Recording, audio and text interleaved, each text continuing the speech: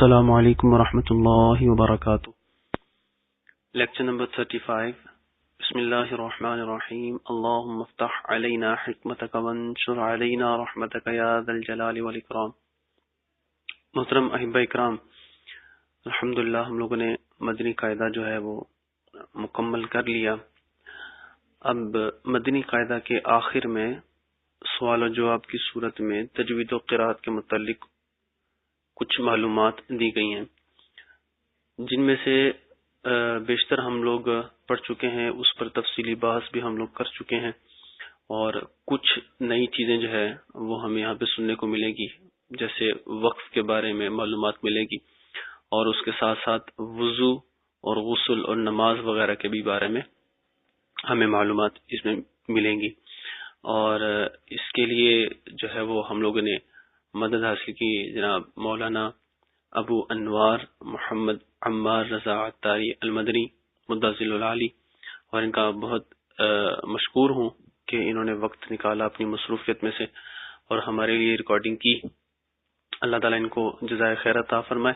تو یہ ریکارڈنگ جو ہے وہ اب کریں گے علامہ عمار صاحب، اور اس کے بعد جو ہے اس کی تکمیل ہو جائے گی، مطلب مدنی قاعدہ ہمارا جو ہے وہ مکمل ہو جائے گا۔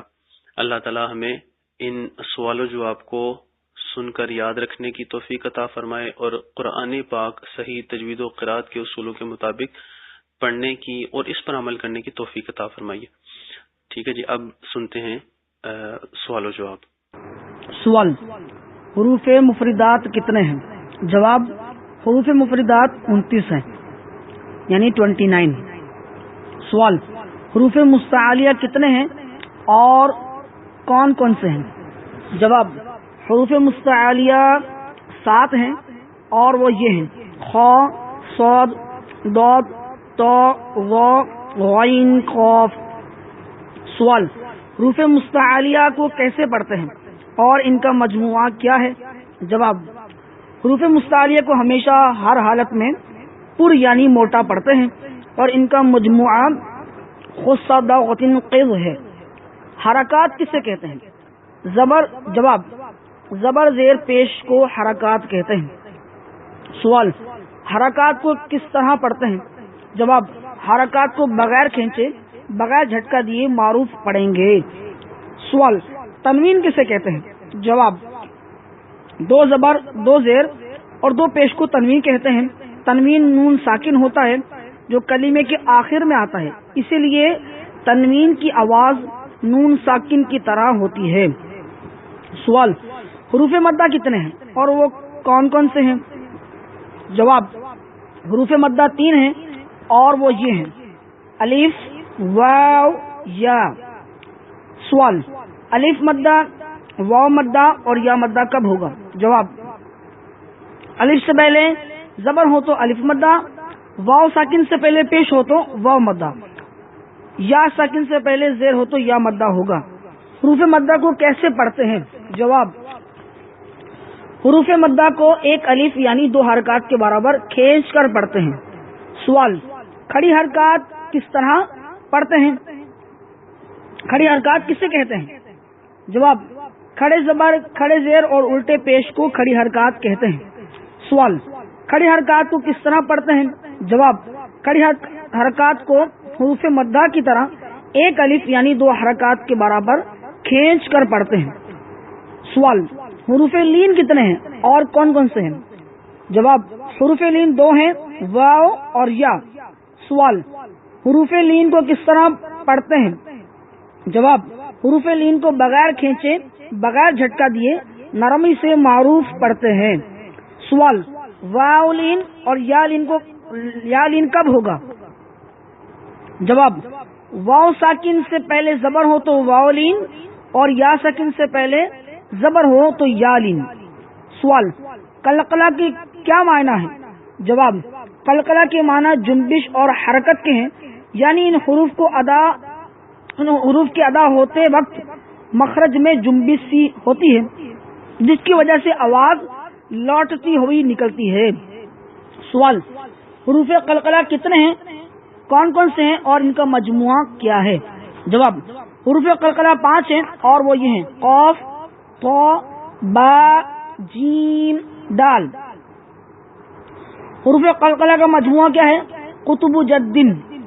سوال: حروف قلقلہ میں کب قلقلہ خوب ظاہر ہوگا؟ جواب: حروف قلقلہ ساکن ہو تو ان میں قلقلہ خوب ظاہر ہوگا. سوال: اگر قلقلہ حروف مشدد ہو تو انہیں کیسے پڑھیں گے؟ جواب: جب قلقلہ حروف مشدد ہوں تو انہیں جماؤں کے ساتھ ادا کریں گے. سوال: حمزہ ساکنہ کو کیسے پڑھیں گے؟ جواب: حمزہ ساکنہ کو ہمیشہ جھٹکا دے کر پڑھیں گے. سوال: نون ساکن اور تنوین کے کتنے قاعدے ہیں اور کون کون سے ہیں؟ جواب: نون ساکن اور تنوین کے 4 قاعدے ہیں اور وہ یہ ہیں: اظہار، اخفا، ادغام، اقلاب. سوال: اظہار کا قاعدہ سنائیں. جواب: نون ساکن اور تنوین کے بعد حروف حلقی میں سے کوئی حرف آ جائے تو اظہار ہوگا، یعنی نون ساکن اور تنوین میں غنہ نہیں کریں گے. سوال: حروف حلقی کتنے ہیں اور کون کون سے ہیں؟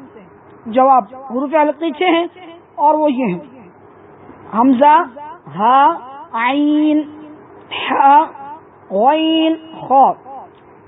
سوال: اخفا کا قاعدہ سنائیں. جواب: نون ساکن اور تنوین کے بعد حروف اخفا میں سے کوئی حرف آ جائے تو اخفا ہوگا، یعنی نون ساکن اور تنوین میں غنہ کر کے پڑھیں گے. سوال: حروف اخفا کتنے ہیں اور کون کون سے ہیں؟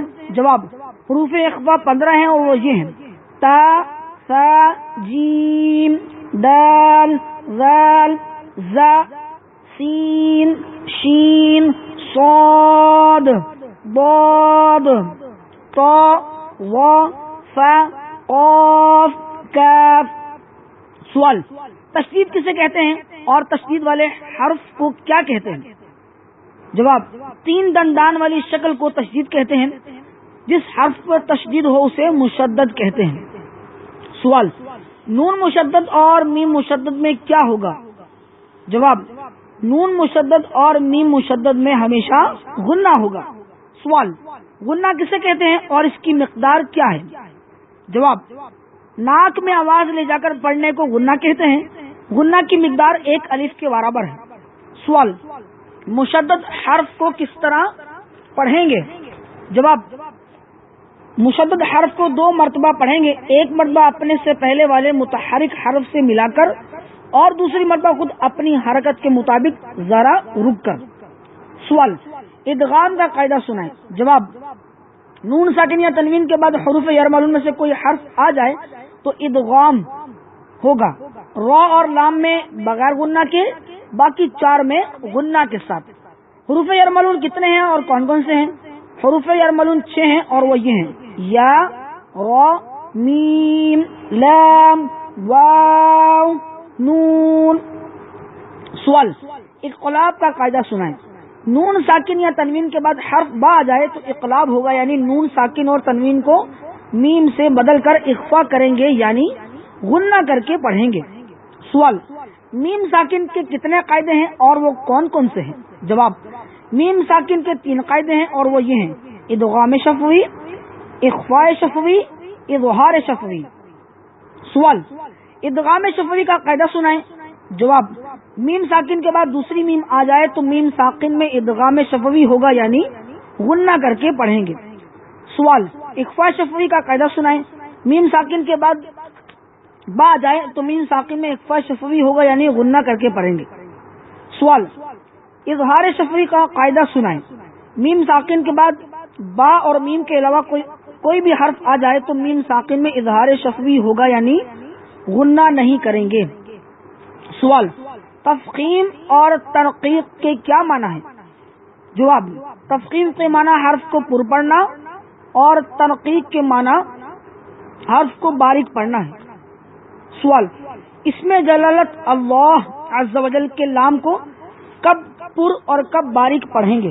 جواب: اس میں جلالت اللہ عز و جل کے لام سے پہلے حرف پر زبر یا پیش ہو تو اس میں جلالت اللہ عز و جل کے لام کو پر پڑھیں گے، اور اس میں جلالت اللہ عز و جل کے لام سے پہلے حرف کے نیچے زیر ہو تو اس میں جلالت اللہ عز و جل کے لام کو باریک پڑھیں گے. سوال: الف کو کب پر اور کب باریک پڑھیں گے؟ جواب: الف سے پہلے پر حرف آ جائے تو الف کو پر اور باریک حرف آ جائے تو الف کو باریک پڑھیں گے. سوال را کو پر پڑھنے کی صورتیں بتائیں. جواب را پر زبر یا پیش ہو, را پر دو زبر یا دو پیش ہو, را پر کھڑا زبر ہو, را ساکن سے پہلے حرف پر زبر یا پیش ہو, را ساکن سے پہلے عارضی زیر ہو, را ساکن سے پہلے زیر دوسرے کلمے میں ہو, را ساکن کے بعد حروف مستعالیہ میں سے کوئی حرف اسی کلمے میں ہو تو ان سب صورتوں میں را کو پر پڑھیں گے. سوال را کو باریک پڑھنے کی صورتیں بتائیں. جواب را کے نیچے زیر یا دو زیر ہوں, را ساکن سے پہلے زیر اصلی اسی کلمے میں ہو, را ساکن سے پہلے یا ساکنہ ہو تو ان سب صورتوں میں را کو باریک پڑھیں گے. سوال عارضی زیر کسے کہتے ہیں؟ جواب قرآن پاک میں بعض کلمات الف سے شروع ہوتے ہیں اور الف پر کوئی حرکت نہیں ہوتی. ان الف پر جو بھی حرکت لگائیں گے وہ عارضی حرکت ہوگی. جیسے ارجعی کہ الف کے نیچے زیر عارضی ہے. سوال مد کے کیا معنی ہے اور اس کے کتنے سبب ہیں اور وہ کون کون سے ہیں؟ تفصیل. جواب مد کے معنی دراز کرنا اور کھینچنا ہے. مد کے سبب دو ہیں, حمزہ اور سکون. سوال مد کی کتنی قسمیں ہیں اور کون کون سی ہیں؟ جواب مد کی 6 قسمیں ہیں اور وہ یہ ہیں: مد متصل, مد منفصل, مد لازم, مد لین لازم, مد عارض, مد لین عارض. سوال مد متصل کب ہوگا؟ جواب حروف مستعلیہ کے بعد حمزہ اسی کلمے میں ہو تو مد متصل ہوگا. سوال مد منفصل کب ہوگا؟ جواب حروف مدہ کے بعد حمزہ دوسرے کلمے میں ہو تو مد متصل ہوگا. سوال مد متصل اور مد منفصل کو کتنا کھینچ کر پڑھیں گے؟ جواب مد متصل اور مد منفصل کو 2, 2.5 یا 4 الف تک کھینچ کر پڑھیں گے. سوال مد لازم کب ہوگا؟ جواب حروف مدہ کے بعد سکون اصلی یعنی جزم یا تشدید ہو تو مد لازم ہوگا. سوال مد لین لازم کب ہوگا؟ حروف لین کے بعد سکون اصلی یعنی جزم ہو تو مد لین لازم ہوگا. سوال مد لازم اور لین لازم کو کتنا کھینچ کر پڑھیں گے؟ جواب مد لازم اور لین لازم کو 3, 4 یا 5 الف تک کھینچ کر پڑھیں گے. سوال مد عارض کب ہوگا؟ جواب حروف مدہ کے بعد عارضی سکون ہو یعنی وقف کی وجہ سے کوئی حرف ساکن ہو جائے تو مد عارض ہوگا.